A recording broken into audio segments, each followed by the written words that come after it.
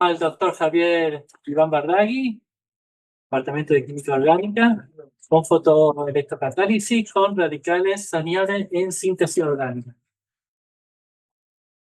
Gracias por la presentación. Bueno, buenas tardes a todos. Vamos a seguir un poquito con las fotos, pero un poquito más general, no tan específico, creo yo. Hoy les quería contar un poquito la historia de lo que hemos estado haciendo con radicales cationes en... No era ahí, yo me equivoqué. Con radicales aniones en... Era anterior, sí. Radicales aniones en síntesis orgánica, ¿sí?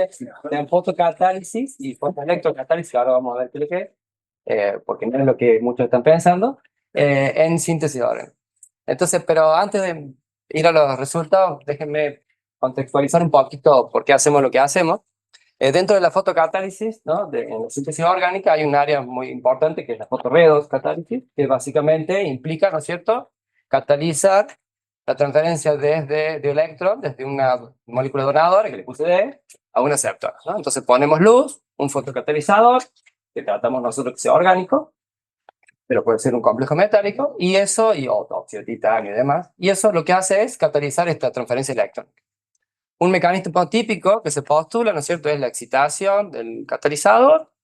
Puede una molécula donadora darle un electrón que forma un radical anión de ese fotocatalizador, que es lo que nos interesa a nosotros en esta charla. Y eso después puede transferir el electrón al aceptor y cierra el ciclo, ¿cierto? Por supuesto que hay otros mecanismos. A esto se le dice quenching reductivo porque se forma el radical anión, y a este oxidativo, pero nosotros vamos a quedar con el reductivo, ¿sí?, que va a ser lo que voy a mostrar en esta charla.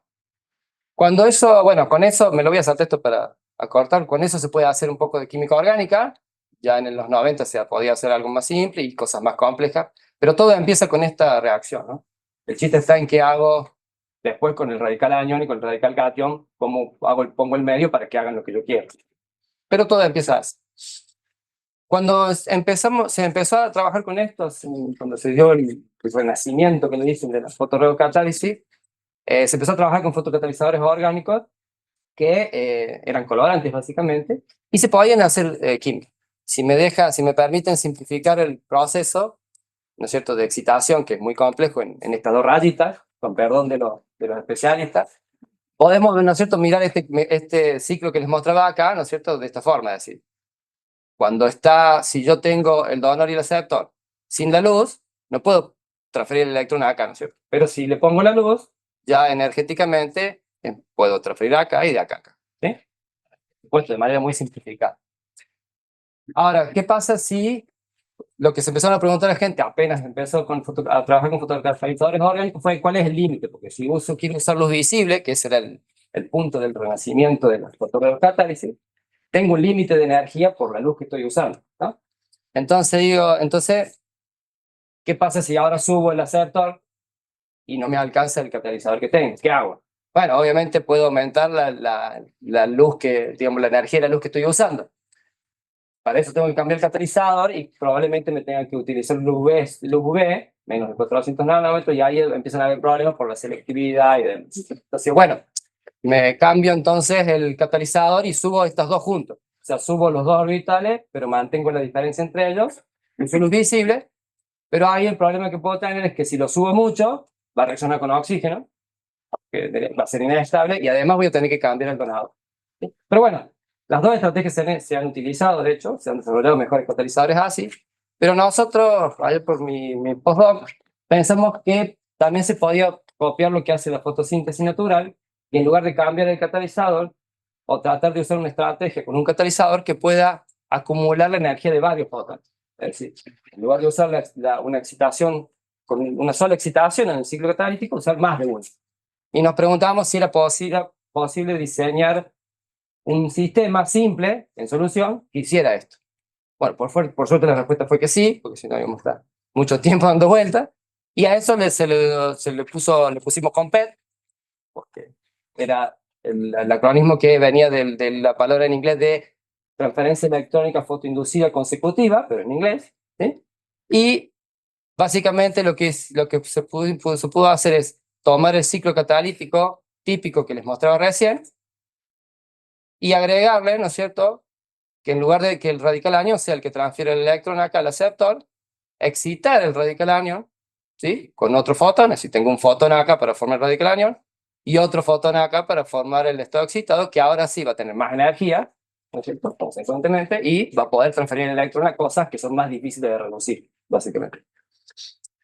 Esto es el primer ejemplo que fue con este catalizador, que es un polinomio-dimida, que forma radicales muy estables y tiene, digamos, para poner un poquito de números, ese potencial, ¿sí?, digamos, la cupla radical, anión, catalizador, ¿no es cierto?, radical anión, tiene ese valor, y si yo tomo ahora la cupla desde acá, acá, gano, ¿no es cierto?, gano casi 1,7 voltios, entonces podía llegar, por ejemplo, con este sistema solamente puedo hacer reaccionar ioduros de arilo, por ejemplo, y teniendo la excitación del radical anión ya puedo hacer trabajar a bromuro, cloruro, que eran más interesantes.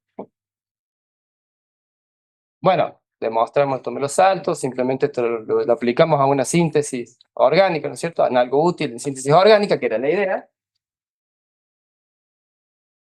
Pero cuando apenas se empezó a trabajar con la fotocatálisis, rápidamente la gente empezó a decir, bueno, pero tiene mucho en común la fotorreocatálisis con la electrosíntesis orgánica, ¿sí?, o la electrosíntesis mediada. Entonces, después de que se planteó este mecanismo, al poco tiempo surgió la idea de decir, bueno, ¿qué pasa si ahora reemplazamos este paso? En lugar de hacerlo fotoexcitación para formar radical anión, lo formamos con un electrodo, con un cátodo, y también le ponemos luz. Es decir, hacemos lo que se denomina fotoelectrocatálisis sintética, como para diferenciarlo de la excitación de fotoelectrodo, digamos, ¿no?, que en ese momento por ahí está más asociada la palabra con eso. Y entonces, lo que nosotros, y acá viene lo que nosotros nos introducimos, es decir, bueno, lo que primero nos pareció interesante es decir, bueno, empezar a estudiar de manera más sistemática, porque empezaron a salir ejemplos de las dos técnicas, para evaluar mejor o de manera más comparable las ventajas y las desventajas de hacer una cosa o la otra. Y fue ahí donde nos planteamos entonces, bueno, básicamente lo que les voy a mostrar de la tesis de la doctora Sofía Cavi, nos planteamos sintetizar unos catalizadores que no se habían utilizado mucho y que tenían la potencialidad de poder estar involucrados en este tipo de mecanismos, que son las naftalenodimidas, ¿sí? Entonces, sintetiza las naftalenodimidas, si no tienen sustituyente, tienen este espectro que está en negro, ¿sí?, que sería este de acá, que uno puede modular bastante fácil, bueno, no fácilmente, pero con los grupos, digamos, en estas posiciones de la bahía que se le dice, la absorción en el visible, que era algo que también nos interesaba tener, porque la catálisis tenía la intención de ser con luz visible. Además, se conoce que estas moléculas tienen muy buenas propiedades redox, es decir, forman radicales anión y dianión, inclusive de manera muy reversible, y se pueden tener soluciones estables. Y la otra cosa que necesitamos para poder hacer este tipo de catálisis, ¿no?, que exista una concentración apreciable del radical anión. Y los radicales aniones, que están en esta, acá sí pueden ver el rojo, el radical anión, también absorben el visible, ¿sí?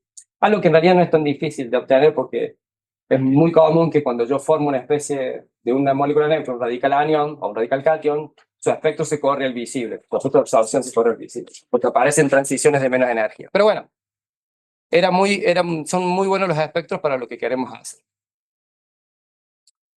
Entonces decidimos tomar este pequeño grupo de fotocatalizadores nuevos y estudiar una reacción de formación de un enlace carbono-carbono que está, digamos, promovida por la transferencia electrónica a un sustrato halogenado, que luego se conoce bien que fragmenta y forma radicales, y son estos radicales los que reaccionan en este caso con benceno para formar el producto de sustitución del hidrógeno, que no ha puesto el mecanismo porque no es lo que más nos interesa en este momento. Esta reacción entonces nos parecía que era buena para estudiar las dos técnicas cambiando lo mínimo posible, ¿no? Solamente lo necesario entre una metodología y la otra, en una metodología puramente fotocatalítica y una que fuera fotoelectrocatalítica. Esta reacción también tiene este tipo de reacciones, siempre tienen el problema de que este radical, en lugar de hacer lo que uno quiere, que es adicionarse al sistema aromático y después evolucionar al producto, es que abstrae un hidrógeno, perdón, un hidrógeno del medio, que suele ser el solvente principalmente, o algún subproducto que ya les voy a mostrar cuál. Y es siempre es bueno tener un sistema donde yo pueda evitar esto, ¿no? En esta reducción que no deseo.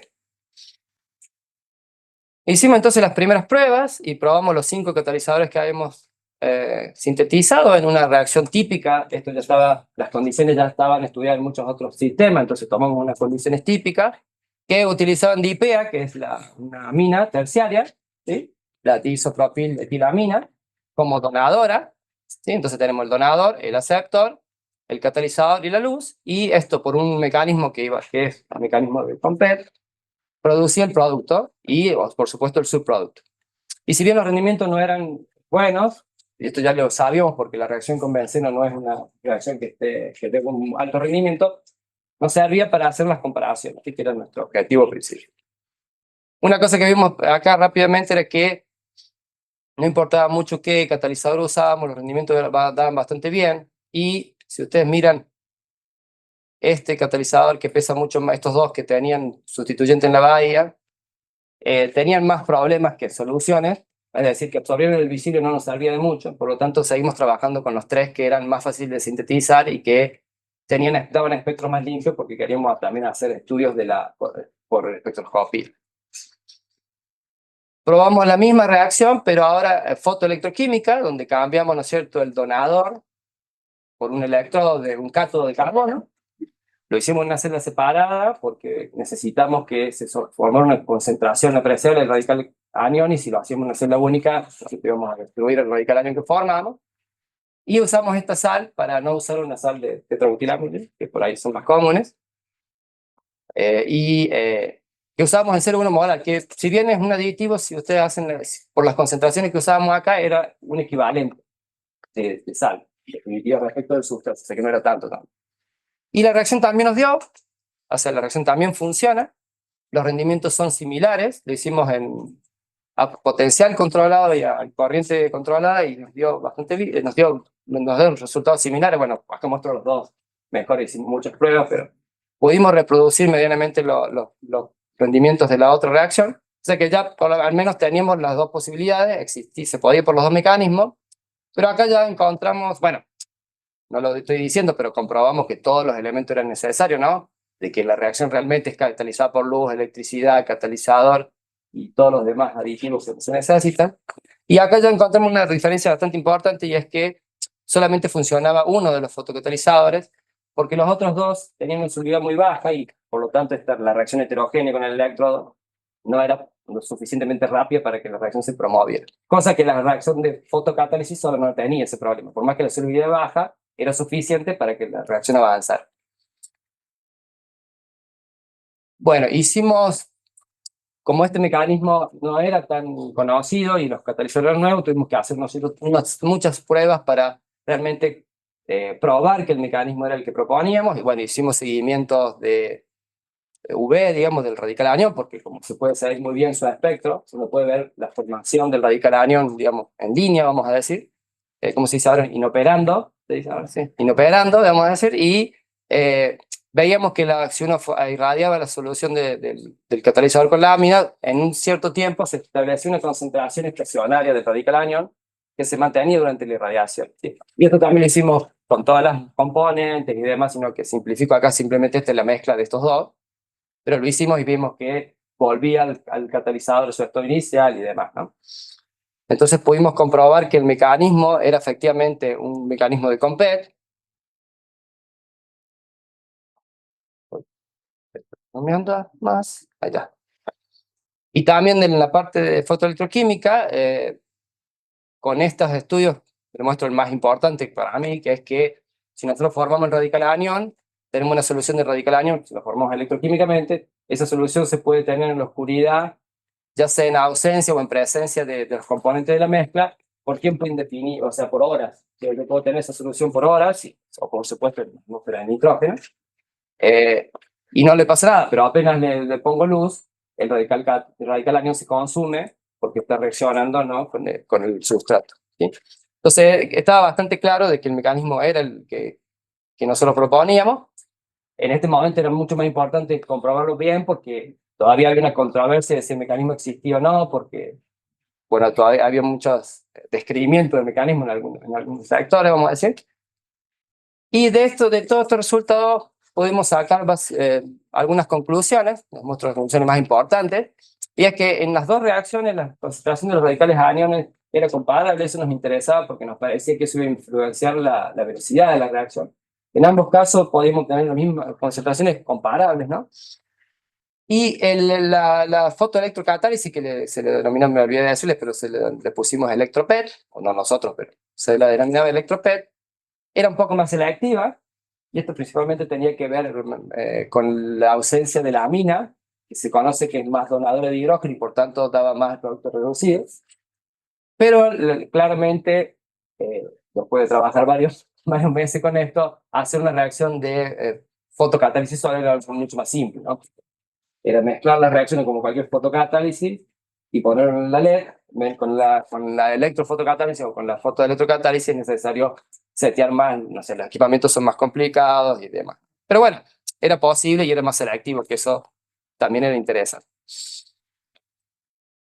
Cuando estábamos haciendo esto, en un momento estábamos tratando de descartar todas las posibilidades y queríamos descartar que hubiera carbocationes. Carbocationes que se formaran aromáticos como un intermediario de la reacción. No me pregunten por qué ahora nos preguntamos eso, pero bueno, en ese momento nos preguntamos eso. Queríamos saber que no había. Y dijimos, bueno, le pongamos agua y ya sabemos que no sabíamos que nuestra reacción en el agua radical anión no le afecta porque no se protonan estos radicales aniones porque son muy estables, ¿sí? Entonces uno puede poner agua, inclusive algunos ácidos y no se protonan. Digo, le pongamos agua, si hay cationes, algo tiene que cambiar. Eso fue la lógica. Ahora lo que lo pienso, no sé si fue tan buena, pero bueno, esa fue la lógica. Y lo que vimos es que, para sorpresa mía, la adición de agua aumentaba el rendimiento del producto. Pero bueno, en ese momento, bueno, no, dijimos, bueno, sí, para lo mejor es esta reacción que aumentaba, pero no, bueno, digo, lo dejamos de lado, pero después lo retomamos y nos fijamos si realmente era cierto esto y repetimos, controlamos más las condiciones y repetimos, hicimos más pruebas y pudimos comprobar que efectivamente el agregado de agua, que era poquito, era un 10%, ¿sí? Hasta que la solución todavía seguía siendo homogénea, ¿no es cierto? Hasta que seguía siendo una solución, para ser más correcto. Y veíamos que el rendimiento aumentaba y también la selectividad aumentaba un poquito de la reacción fotoquímica, ¿no? De fotocatálisis. Y hicimos como algunos estudios muy básicos de cinética, de la cinética inicial de la reacción, vamos a decir, de manera general, y veíamos que la reacción era más rápida, ¿sí? Y esto lo asociamos directamente con el mejor rendimiento porque, no sé, sin querer queriendo, no les conté que, ¿no es cierto?, que estos catalizadores se descomponen en las reacciones, ¿sí? Ya después discutimos si esos siguen siendo catalizadores, pero son catalizadores. Y eso esto, el agregado de agua, la reacción es más rápida y también, digamos, como que el catalizador vivía un poco más.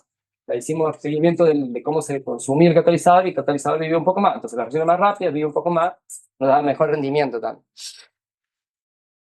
Y estudiando, hicimos de nuevo todos los estudios, no lo voy a mostrar porque es un poco repetitivo, pero hicimos de nuevo todos los estudios espectroscópicos para realmente ver que el mecanismo no estaba cambiando con el agregado de agua, porque había algunas propuestas de otros mecanismos que podían los mismos productos, y comprobamos que el mecanismo no cambia, y si uno hace el análisis no de los resultados, la conclusión que se llega es que lo que está cambiando es la velocidad de esta etapa, ¿no? Que es básicamente la etapa determinante de la reacción. O sea, la transferencia electrónica desde el estado excitado del radical anión al halogénuro es la etapa que está cambiando.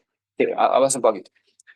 Paso esto rápido. Bueno, de acá medio que no pudimos saber cuál era la razón, o sea, sabemos que era más rápido, pero no sabemos por qué, básicamente, se los resumo, y nos quedó el tiempo de vida sonando ahí en la cabeza, que era algo que el tiempo de vida de los radicales aniones es muy cortito, y es algo que está ahí, que pone en controversia de si puede ocurrir una reacción de transferencia electrónica. Pero bueno, básicamente nos parece importante que era que modelar, que si pudiéramos modelar el tiempo de vida de los estados excitados. Lo resumo porque ya no tenemos tiempo. Lo que encontramos asociándonos con Leandro y con gente que sabe un poco más de estados excitados es que podíamos hacer un modelado simple, trabajando de la manera no de manera dinámica, sino de manera más, vamos a decir, estacionaria, si me permiten, calculando, ¿no es cierto?, los mínimos de ambos estados y utilizando esta teoría para estimar tiempos de vida, probabilidades constantes de decaimiento y así los tiempos de vida. Y eso lo hicimos con los software que muchos de ustedes conocen y un software que adquirimos, que lo comento que se puede utilizar, que está disponible en licencia, que permite trabajar con estados excitados y estimar tiempos de vida y otras cosas. Que te interesa, después nos puede contactar a mí o a Leandro Mena para que puedan trabajar. Y lo paso a esto, lo que pudimos hacer es, pudimos encontrar una buena correlación haciendo este modelado de los tiempos de vida experimentales de radicales aniones, que no hay muchos, y no hay muchos estudios sobre esto, y los tiempos de vida modelados. Experimental y modelado nos daba una correlación muy buena, que para las aproximaciones que tiene esta teoría era algo que es bastante bueno. Y bueno, esto me lo salto. Esto quedó sin querer, pero bueno, ya que está que se los cuento. Bueno, la idea de esto es seguir trabajando con estos radicales aniones y aplicarlo, por ejemplo, en este caso a la degradación de lignina, que es algo interesante que queremos hacer, y estudiar la versión oxidativa, es decir, todo lo mismo que les mostré, pero con radicales cationes, es decir, formar un radical cation, excitar el radical cation y poder oxidar, tener más poder de oxidación. Y también en la parte de modelado, vamos a tratar con Gabriela de tratar de empezar a estudiar un poquito más con Machine Learning, cómo podemos predecir propiedades de los estados excitados, de manera de poder tener datos más precisos de los radicales aniones, sobre todo, que es lo que más nos interesa, o especies iones, radicales iones, voy a decir, para que nos permitan diseñar mejor nuevos fotocatalizadores, ¿sí? de esta familia, básicamente. Y muchas gracias por que lo tengan.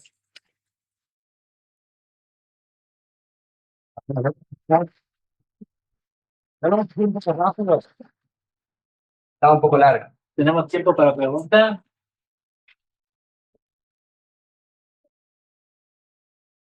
Yo tengo. Bueno. Mientras van pensando, yo... Dale, pasa nada. En primer lugar, quería saber cuál es ese mecanismo de degradación que dice que tienen los fotocatalizadores. los fotos. Bueno, no lo sabemos. O sea, básicamente no lo sabemos. El problema de eso, que de hecho es algo que también está poco estudiado y que es algo que nos interesa, es saber lo que le pasa, pero no obtenemos un único producto. Se tienen muchos productos. Una de las cosas que... El fotocatalizador.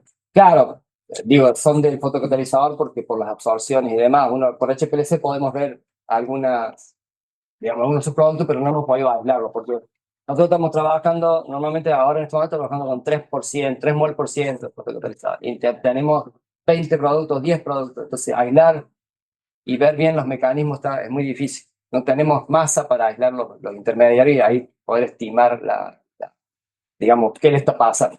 Una de las cosas que puede ser la más obvia, que en algunas no nosotros, pero algunos autores han podido ver por masa, digamos, por espectrometría de masa, es que los radicales que uno forma se le pegan al catalizador, ¿no? Es decir, el catalizador básicamente es un sistema aromático y muchas veces hacemos esa reacción, la adición del radical a un sistema aromático. Entonces se ve esa adición y muchas veces lo que se forma deja de ser fotoactivo, porque en principio podría hacer de catalizador también, pero cambian las propiedades y muchas veces por ahí se descompone. Pero claramente esa no es la única porque se va perdiendo también, el catalizador se glitchea, o sea, se destruye el sistema aromático también. Entonces, ese es un mecanismo, pero debe haber otros que la verdad que no tenemos muchas pistas para hacerlo.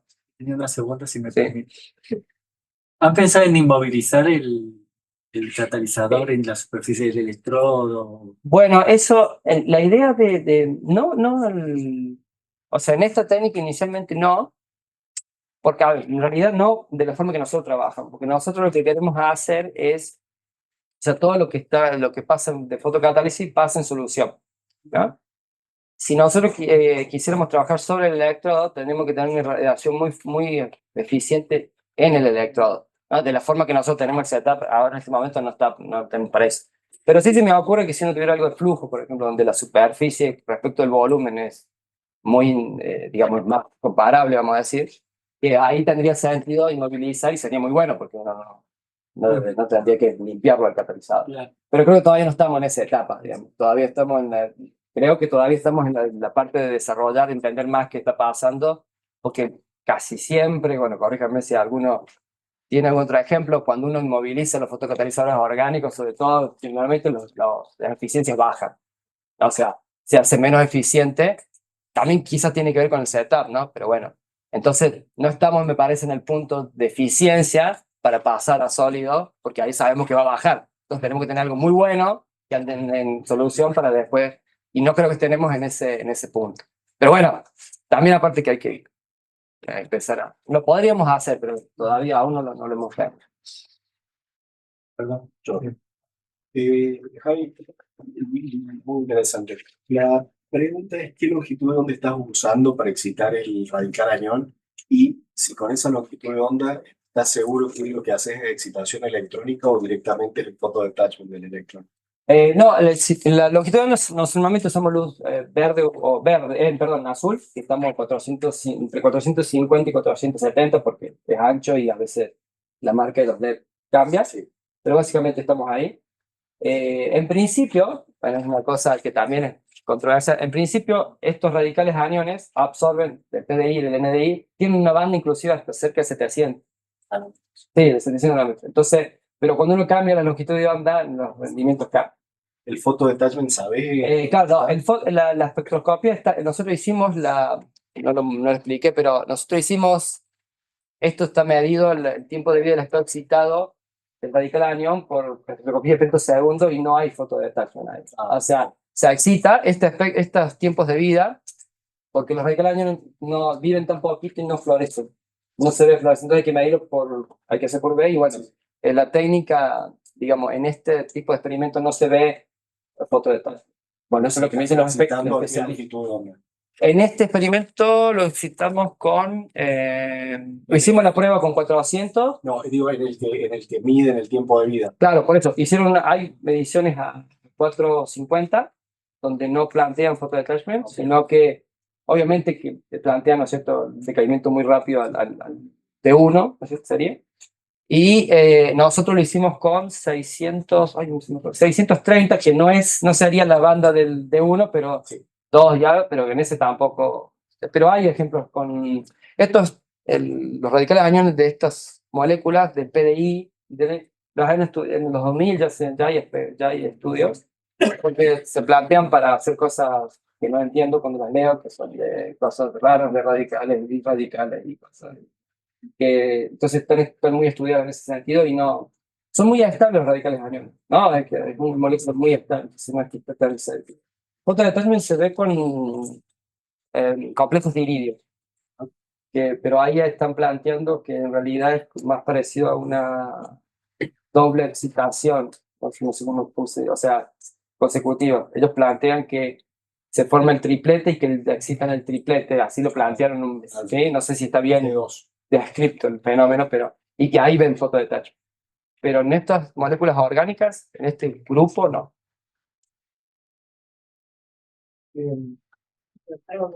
Creo que ella te lo levanto.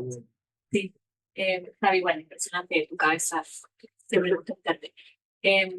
Nada, me pregunto con respecto al efecto del agua, Sí, que si no entendí mal, con los cálculos pudieron ver el tiempo de vida de esos catalizadores es más... no. Perdón que le ponía lo más rápido.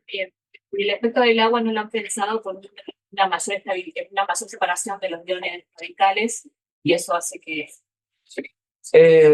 La verdad que no, claro, a ver, la primera cosa es, no tengo la certeza de que sea el tiempo de vida lo que está cambiando con el efecto del agua. Nosotros es como que descartamos porque tratamos de mirar el potencial, ¿no es cierto? La concentración no cambia, los potenciales, no, o sea, o vamos a decir, la diferencia de potencial, es decir, de los sustratos y de los radicales aniones no hay, se mueven iguales o casi no se mueven. Entonces no parece ser esa lo que hace que la reacción sea más rápida. Y nos queda el tiempo de vida, pero es una incógnita, ¿no? No tenemos ninguna pista de cómo cambia, porque, claro, cuando nos pusimos a modelar, vamos a modelar el tiempo de vida. Modelamos en agua y con agua cuando se traen, no, pero eso, no, maestro, si querés poner una fábrica de autos, tenés que saber cómo es la rueda. Entonces, claro, dijimos, esto es todo en solución, los radicales aniones solitos, sin interaccionar con nadie, tiempo de vida, solo en solución limpita, una solución hermosa. Queríamos ver si servía y de acá ver qué se puede hacer para ver los efectos de los solventes. Lo que pasa es que el solvente, de una mezcla de solventes, es difícil porque ahí hay que hacer algo discreto, creemos nosotros. Y ahí habría que ir a dinámicas. O sea, estos tiempos de vida se estudian, ¿no?, con dinámica cuántica del electrón excitado, que es algo que no manejamos, ¿no?, para hacer todo el mundo que hay que... Entonces, bueno, pero esperemos que alguien lo podemos convencer a alguien que lo haga. No, justamente le iba a preguntar por el efecto del agua, que no, tampoco me queda muy claro, que de hecho... Claro, no está claro, por eso está bien, entonces, está bien porque no está claro. Vos dijiste que había trabajado un 10% más o menos, Claro, hasta que... y había, o sea, da lo mismo tener un 0,5, un 1, un 3 o un 10% de agua, o hay cambio, o no existe. Hicimos, no, claro, porque al 10 ya estamos al límite, hicimos a 2, 3, creo, 5, y no vimos grandes cambios. Lo que pasa es que como tampoco es que, o sea, como el rendimiento tampoco es que se nos pasamos de 10 a 90. Entonces como que estamos ahí en el límite de acción de ver las diferencias, ¿no? Entonces por eso decidimos no hacer ese estudio sistemático. Queríamos ver con otros solventes próticos, eso es algo que nos quedó pendiente. O sea, probar cosas que no emulsionen, entonces poder poner proporciones con metanol, por ejemplo, proporciones más grandes o hacer rangos más grandes y ver si es algo lineal, siempre aumenta.